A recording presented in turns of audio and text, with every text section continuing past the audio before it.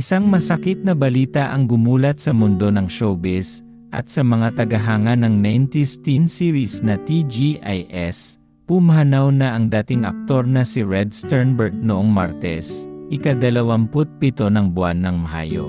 Kinumpirma ito ng kanyang asawa na si Sandy Sternberg sa isang Facebook post nitong Biyernes, May 30, isang anunsyong labis ang lungkot at pangungulila. Si Red ay 50 taong gulang lamang. Ang mas lalong dumurog sa puso ng marami, ngayong araw, May 30, sana ay ipinagdiriwang ni Red ang kanyang ika-51 kaarawan. Pero sa halip na selebrasyon, isa itong araw ng paggunita at panalangin para sa isang artistang naging bahagi ng ating kabataan. Sino si Red Sternberg? Sa mga lumaki noong dekada 90, hindi na kailangang ipakilala pa si Red Sternberg, na ang tunay na pangalan ay Roderick Sternberg. Isa siya sa mga pinakaminahal at hinangaan sa youth-oriented show na TGIS, kung saan ginampanan niya ang papel ni Kiko, ang cool, charming, at laging may kwentong bitbit. Kasama niya sa programa ang mga kinikilalang bituin na sina Angelo De Leon, na ngayon ay isa ng politiko, Bobby Andrews, at Rica Peralejo. Sa bawat episode ng TGIS, dala nila ang kilig at aral sa mga kabataang Pilipino, at si Red, isa sa mga naging paborito ng marami. Matapos lisanin ang mundo ng showbiz, pinili ni Red na mamuhay ng tahimik sa Estados Unidos, malayo sa kamera at ingay sa showbiz. Sa katahimikang iyon, natagpuan niya ang tunay na kaligayahan, ang kanyang pamilya.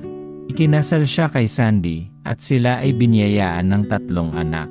Dahil sa trabaho ni Red, ipinanganak ang kanilang mga anak sa iba't ibang estado sa Amerika, isa sa Texas, isa sa Louisiana, at ang bunso sa Florida. Noong 2021, ayon sa kanyang asawa, si Red ay nagtatrabaho bilang Corporate Director of Operations sa isang lugar sa Panama City Beach, Florida. Nagtrabaho rin siya sa isang BPO company matapos ang kanyang showbiz career. Ang tanong ng lahat, ano ang sanhi ng kamatayan ni Red? Sa post ni Sandy, hindi niya binanggit ang eksaktong dahilan ng pagpanaw ni Red. Walang detalye kung ito ba ay dahil sa sakit, aksidente, o ibang kadahilanan. Ngunit anuman ang naging dahilan, ang masakit na katotohanan ay, isa na namang mahalagang alaala mula sa ating kabataan ang tuluyang na maalam. Sa panahong ito ng pagluluksa, hiniling ni Sandy sa publiko ang pag-unawa at respeto sa kanilang privacy.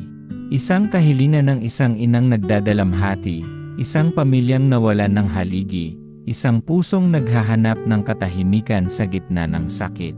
Hindi ka man na sa harap ng kamera, ang alaala mo ay mananatiling buhay sa bawat batang naging kabahagi ng iyong kwento. Salamat sa ngiti, sa alaala, sa karakter mong minahal ng marami.